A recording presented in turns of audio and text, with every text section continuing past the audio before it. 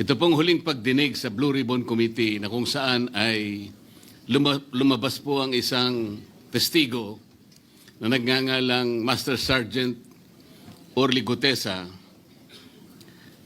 Ako po ay nabansagan na kulang po sa kortesiya. Para sa akin po ay hindi po tama na nagpapasaringan po tayo ng ganun. Iisa po ang ating layunin. Hindi po tayo magkakalaban sa layunin na matuntun po natin ang pinaka-problema kung bakit nasadlag po ang ating bansa sa ganitong kalagayan. Hindi ko naman po kasalanan ako po'y hanapin ni Sergeant Gutesa. Hindi ko po siya kilala eh. Hindi ko po kasalanan kung ako po ang hinanap niya at hindi iba. Nung pong makita ko po yung kanyang salaysay, ang sabi ko lamang po sa kanya ay, kung malakas ang loob mo talaga at naniniwala kang dapat mong gawin ito para sa iyong bansa, dalawa lang ang pwede mong gawin para sa akin. Ipanotaryo mo yan at kung malakas ang loob mo bukas ng umaga bago mag-alas 9, kailangan nandun ka na sa Senado. Alam po yung notaryo, para sa akin lang po yun eh. Gusto ko lamang siyang testingin kung talagang totoo nga ang kanyang mga gustong banggitin. Ang pinakamahalaga po ay haharap siya, tatayo, at susumpa sa kalagitnaan ng pagdinig. At doon ay pakikinggan natin. At doon ay sama-sama natin siyang i-interpolate. Tatanungin. Nakita naman po ninyo kung paano niya sinasagot ang bawat tanong. Walang pag-aalinlangan. Siya lamang po ang natatangi na testigo na kumonekta sa pangalan ni Saldico at Martin Romualdez. Wala nang iba. Ngayon po siya ay naharap sa napakaraming pasaring din. Bakit po ako ay walang kortesiya? Hindi po ba ako'y humingi ng panahon sapagkat hindi ko naman po alam kung talagang darating siya nung araw na yon, kaya hindi na po ako nagsabi. Gusto ko talagang paniwala ang darating siya. Dumating nga po siya, kaya ko siya inilabas.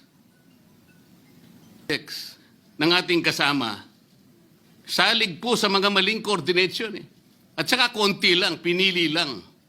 Nagkataon lang po maganda nga talagang pagkakapresent sapagkat kulang na lang po yung cinematography at saka screenplay.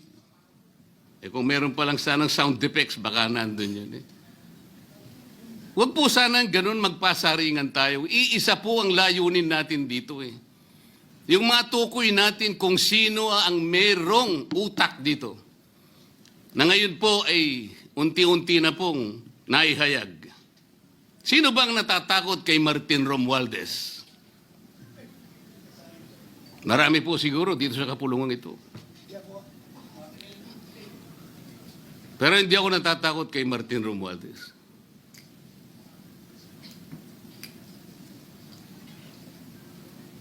Ngayon po, kino-question po yung notarization ng statement ni Gutesa. Dahil yung babae po, yung abogadong babae, nag-notarize, tinalikuran po niya ang yung kanyang signature, yung kanyang pirma. Nandyan po ba yung assistant natin para ipakita po natin? Ayan po yung huling bahagi ng dokumentong ninotaryo doon sa opisina ng abogadang babae na ngayon ay tinatalikuran niya ang kanyang pirma.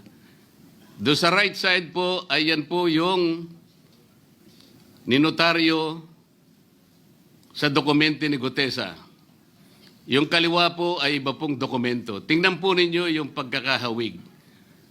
Ibig po ba ninyong sabihin, Ginoong Pangulo, yun pong notarial details, na yun po yung kulay blue na kung saan nandyan yung PTR, nandyan po yung MCLE number, nandyan po yung kanyang roll number, yung